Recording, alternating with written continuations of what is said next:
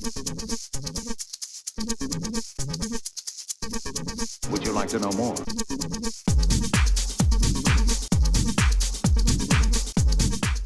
Welcome to the Warmaster Podcast, episode 31 of Adventures in 3D Printing, looking at our final set of this batch of Wood Elves from Forest Dragon. These fellows are Warhawk riders.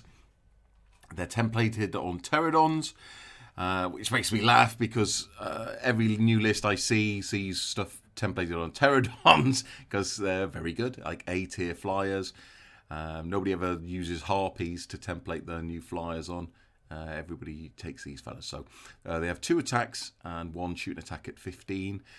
They have 3 hits, 6 up armor, 85 points. Being monsters, they get an extra 2 attacks on the charge, so they charge for 4 attacks per stand, which is 12 attacks in total.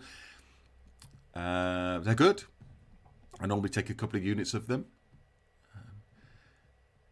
So this is the first of the 3 sculpts. He's got a bow. He's on a... don't know what they are. Warhawk, I guess.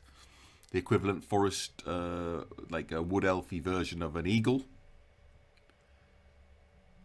They hit on 4s. They don't have any special elfy shooting rule. I like the texture of the base here. That's very, very, very nice. And also the way that the trees have been designed.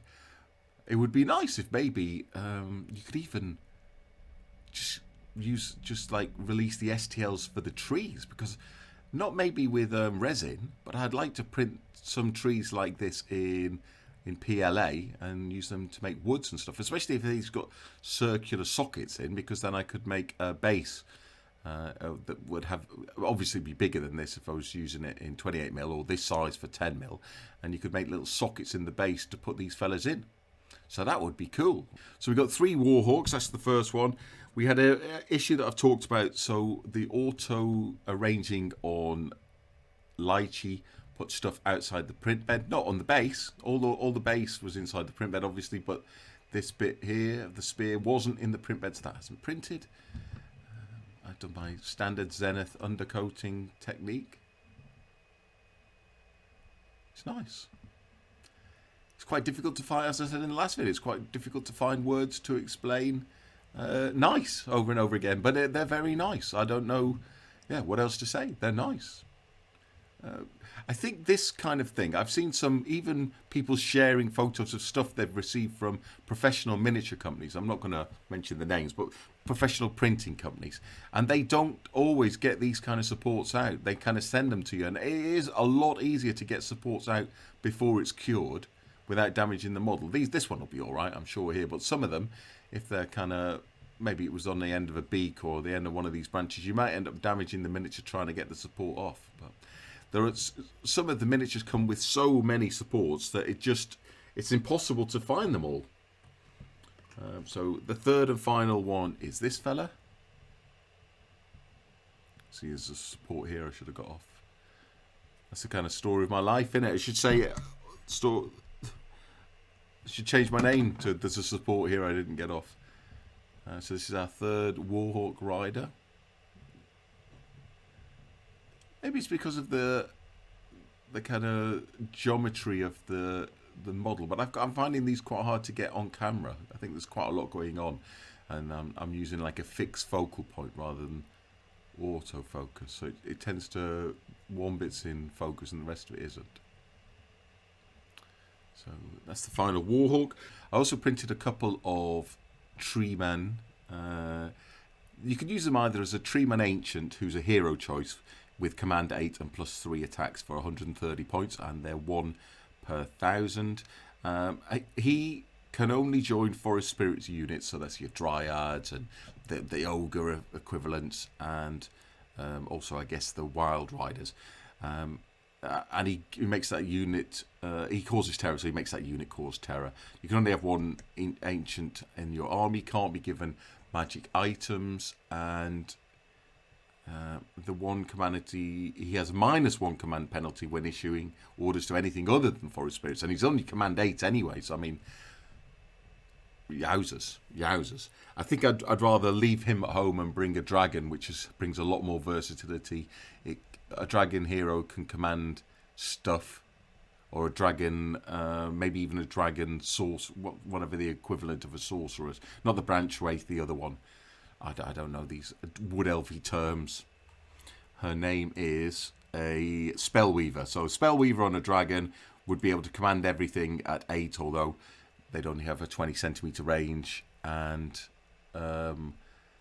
it could join any unit and cause terror. And you're only sacrificing 1 attack, aren't you? So this is a big lump. You can also use it as the Treemen equivalent of a giant, but it's got less attacks. It's got 6 attacks, 4 hits, and 4 up armor. That's 130 points. A giant's got more hits, more attacks, but worse armor, and it's 150 points. And it can get some crazy double attacks on its table. So it's a kind of well-behaved small giant, or a hero choice. So there are 2 of those. So I printed both those off. They printed very nicely, as you can see. Some nice runes, and overall a nice piece of kit. Even with my water-based resin, there seems to be a reasonable amount of resilience. I wouldn't trust myself if it dropped to not break, but that's a fact of life with resin, or not just this kind of resin, any resin. Okay, finally we have a couple of stands of Wardancers. And these fellas went through all manner of changes before we actually got a profile we could live with. I think they're effectively now skirmishers that you can, in one list, you could actually sacrifice them to bring in a wood, because it was a way of effectively paying for a wood. But I think now they're skirmishers. In the same way that Empire have skirmishers, so they can add themselves to Glade Guard or Eternal Guard. So Glade Guard are the bowmen, and Eternal Guard are the spearmen, in effect. And they have an extra attack, but they have the armor of the unit they're part of. Yeah, okay. So they're a port of Empire spearmen, Empire skirmishers. I did have a problem here again with the fact that it was soft when I cleaned up, that I lost an arm again here. This, as I said, this is an occupational hazard of using the water-based resin and washing it in hot water. Look at this fella. It's like a bloody trapeze artist. Look, it's like a circus act. Bloody elves. Okay, and then on the end here we have an elf hero. Use something like that in Hero Quest, couldn't you? It's a lovely little sculpt of an elf hero with a fantastic scabbard and a jeweled sword. Nice, yeah, and a quiver of arrows there. And then we got the back of the Wardancers.